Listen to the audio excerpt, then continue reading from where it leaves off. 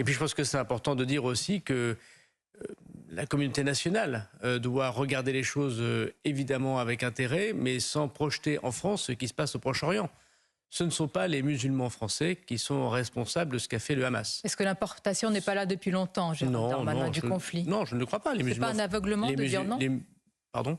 N'est-ce pas un aveuglement de dire non? C'est pas moi que vous allez dire que je puisse être aveuglé. On n'est pas obligé de mettre non plus des jerrycans d'essence sur du feu. Hein. Non, mais ce qui est sûr, c'est que les musulmans français ne sont pour rien, il faut le redire, dans ce qu'a fait le Hamas, évidemment. Et les Français de confession juive ne sont pour rien dans les bombardements qu'il y a à Gaza. Donc il faut éviter le plus possible d'importer un conflit qui est déjà extrêmement compliqué comme ça, qui mêle beaucoup de passion, qui mêle beaucoup d'histoire, qui mêle parfois des familles. Et il faut évidemment le respecter. Mais je pense que ce qui est important, c'est d'expliquer que les Français de confession juive sont français. Et les Français de confession musulmane sont français.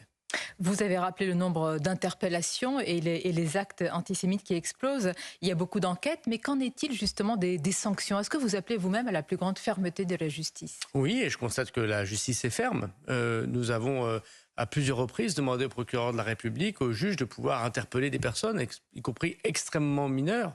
Vous avez vu que le dernier que nous avons interpellé dans ce groupe de jeunes qui chantaient des chants nazis dans le métro parisien et qui habitait dans le sud de la France avait 11 ans. 11 ans.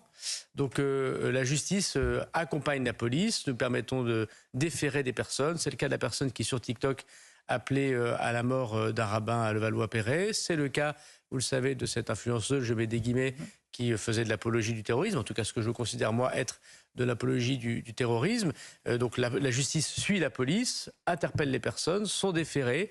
Pour ce qui est par exemple de cette influenceuse, le 22 novembre, elle sera présentée devant le tribunal, donc en quelques jours. Donc oui, il faut des réponses très fermes. Et je l'ai dit, sur les à peu près 600 interpellations, il y en a 120, 130 qui sont des étrangers. Et bien voilà, on retire en ce moment les titres de séjour de tout le monde.